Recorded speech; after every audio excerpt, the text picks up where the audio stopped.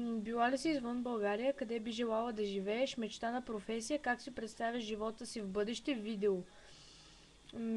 Да, била съм извън България. Бих желала да живея в Манчестър, или Лондон или Амстердам. Мечтаната ми професия е ръководител на въздушните линии. Живота си в бъдеще си го представям.